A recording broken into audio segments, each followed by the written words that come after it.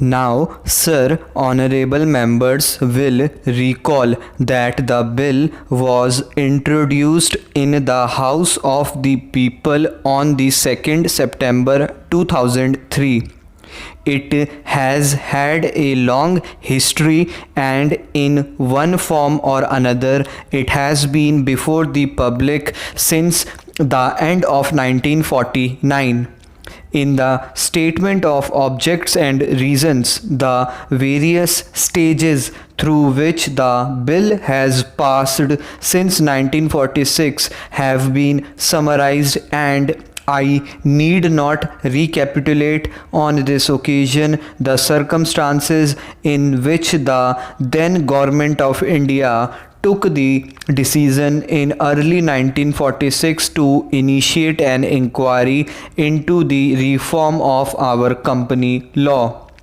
I would remind honorable members that between 1946 and 1948, the entire field of company law was carefully reviewed by two distinguished company lawyers who were appointed to recommend the broad lines on which the present act should be revised.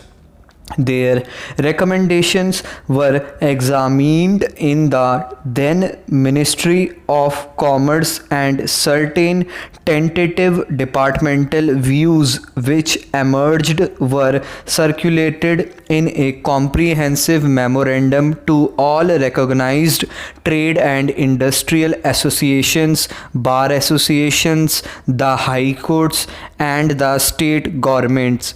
That brought us to the end of 1949. Many representations on this memorandum were duly received from chambers of commerce, trade and industrial associations, state governments, and the general public.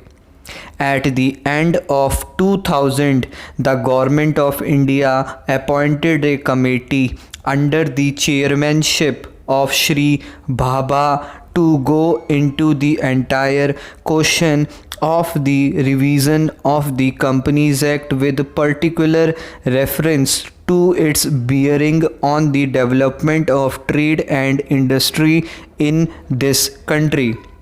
This committee examined a large number of witnesses in many parts of the country and submitted its report in March 2002. This report again was circulated to all state governments, chambers of commerce, trade associations, high courts, and many other bodies. At the same time, a special officer was appointed in the Department of Economic Affairs, Ministry of Finance, to examine the report in the light of the views received from the interested public and to submit proposals to government for the revision of the present act. The bill now before the House is based largely on the recommendations of the Company Law Committee, modified in a few particulars.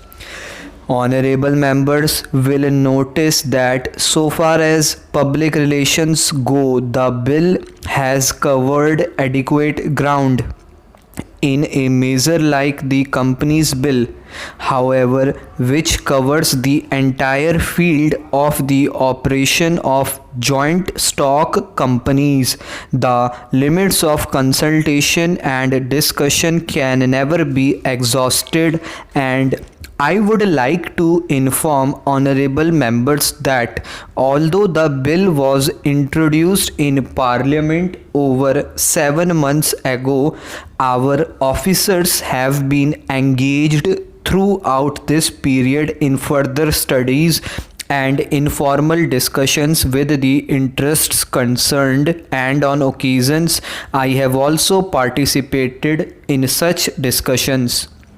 I have also given some further thought to some of the issues arising out of the bill, and I propose at the appropriate stage to bring before the select committee any changes in the provisions of the bill which seem to me to be worthy of consideration in the light of this further examination. Now, honorable members would have noticed that the bill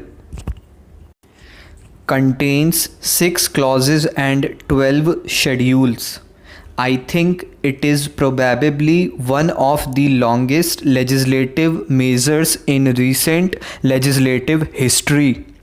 But its size might be regarded as misleading unless I make a few comments. The bill is both, one must remember, a consolidating and amending measure. As mentioned in the statement of objects and reasons, this is the first opportunity which has occurred since 1923 for the consolidation of the Companies Act.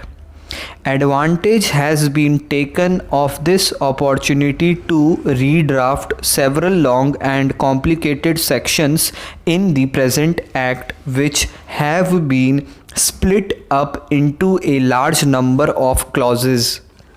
This is the largest single factor accountable for the increase in the number of clauses in the bill.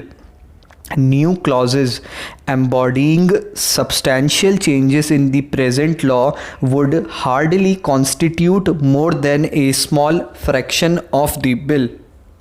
I would also draw attention to the structural changes in the bill to which a reference has been made in the statement of objects and reasons. The redraft of the bill and the rearrangement of the existing chapters in the Companies Act in a more logical order have, I think, resulted in a noticeable improvement in the form of the bill, and I hope will facilitate better understanding and appreciation of the scheme. I wish that the act which came into effect long ago was implemented properly. I know that the minister here is very earnest in implementing it, but unfortunately his colleagues at the state level are disappointing him.